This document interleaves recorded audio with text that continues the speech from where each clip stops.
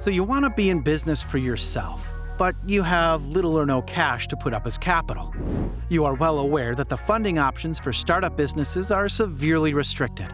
You may even have heard that only 3% of people looking for substantial outside funds to launch a new venture ever raise the capital they require. So what do you do? Starting a business with limited capital requires a shift in mindset. Traditionally, we are conditioned to begin the process of looking for new business opportunities by asking, where is the gap in the market and how can I fill that gap? A gap could be an unfilled customer need or a new invention yet to be brought to market. I am going to show you how to start a business with no money. Before the start of the video, make sure you leave a like, and if you want to see more content, subscribe to the channel. Let's get started. Next, we establish a goal to create a venture that will fill that gap. We consider the resources necessary to make our goal a reality and go out in search of those resources. We write a business plan and present it to potential financiers with a promise of a return on investment. If the financiers like us and like our ideas, they provide us with the capital to start the business. If not, we are stuck. Number 4, start with what you have. At the outset of looking to start a new business, take stock of what you have at your disposal. Consider your skills. What can you do?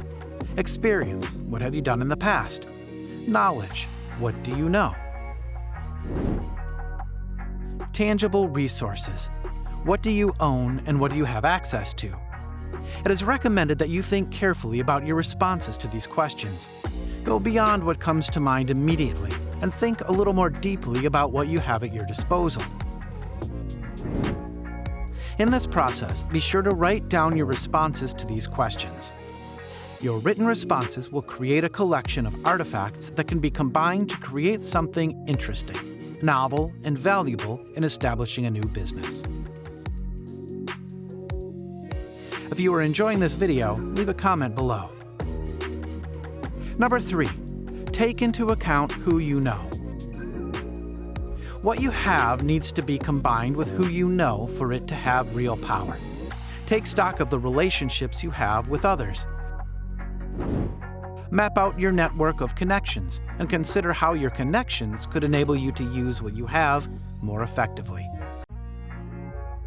Sarasvathy points out that the alternative means of venture creation advocates stitching together partnerships to create new markets.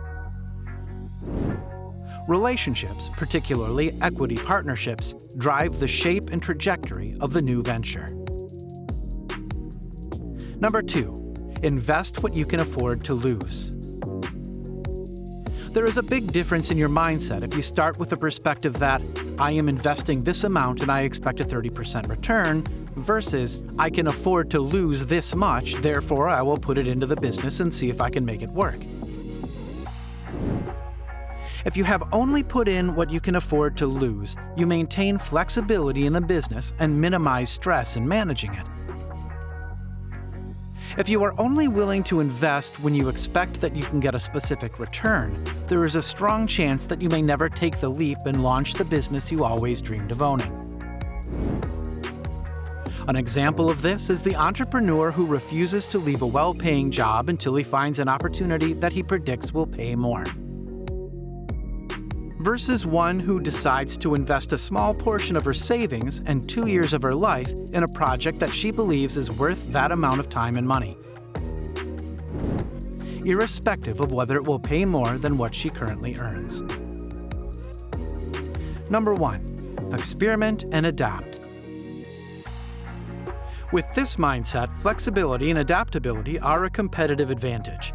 You succeed by not becoming too fixated on a single goal or outcome, but by being responsive to changes in the environment. Existing firms typically take longer to adapt than new firms because they have more incentive for things to remain the same, and they have established routines and practices that reinforce the status quo. New firms are not tied to the way things have always been done, and thus entrepreneurs can benefit from shifts in consumer preferences or shifts in technology or changing legislation by realigning their business to take advantage of such developments. As Sarasvathy puts it, in the traditional approach to business planning, there is an explicit effort to avoid unpleasant surprises.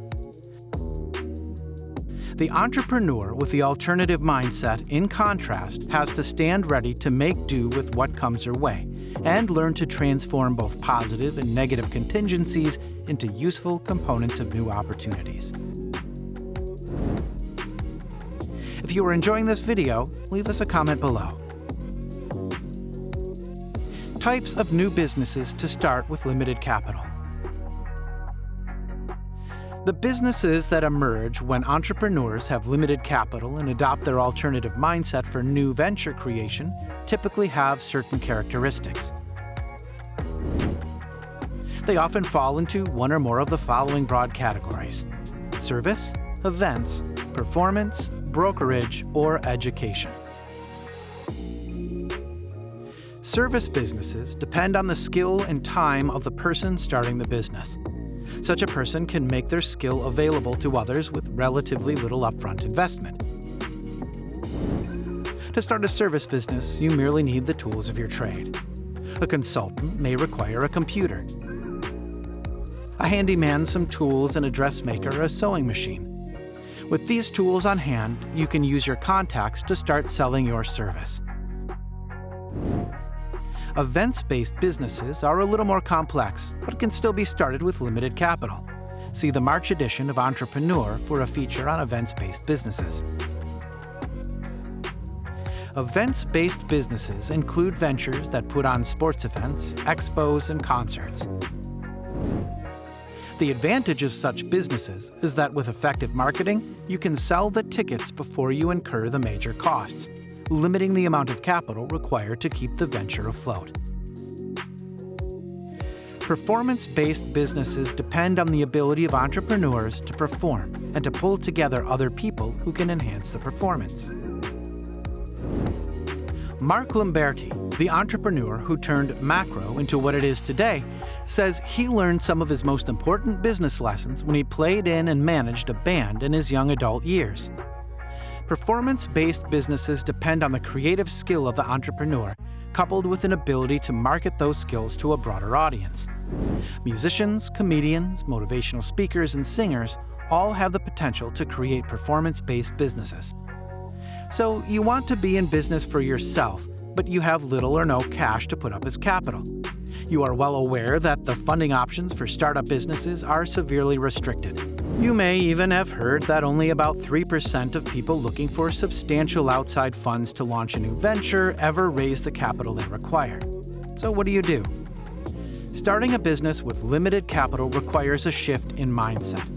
Traditionally, we are conditioned to begin the process of looking for new business opportunities by asking, where is there a gap in the market and how can I fill that gap? A gap could be an unfilled customer need or a new invention yet to be brought to market. The downside of the low capital approach. Although there are many benefits to starting your entrepreneurial journey by asking, what do I have and who do I know? There are also downsides to this approach which may require remedial action to overcome the negative consequences.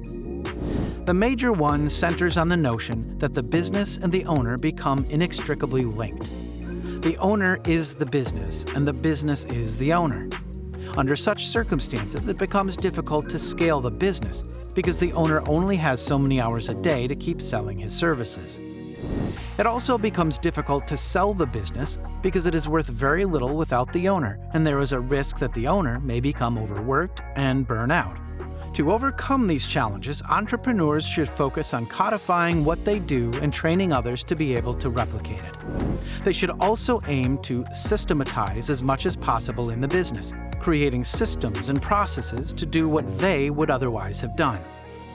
The Big Four accounting firms all started out many years ago as small accounting partnerships, but they were able to grow because the senior partners effectively trained junior people entering the firm in the ways of effective accounting and auditing, and they created methodologies and practices that could be passed from one person to the next to enable a broader base of people to do the required work. Thanks for watching, guys. If you enjoyed this video, smash that like button, subscribe to the channel, and turn on post notifications to see more of our future videos. With that said, keep enjoying our videos, and I'll see you in the next video.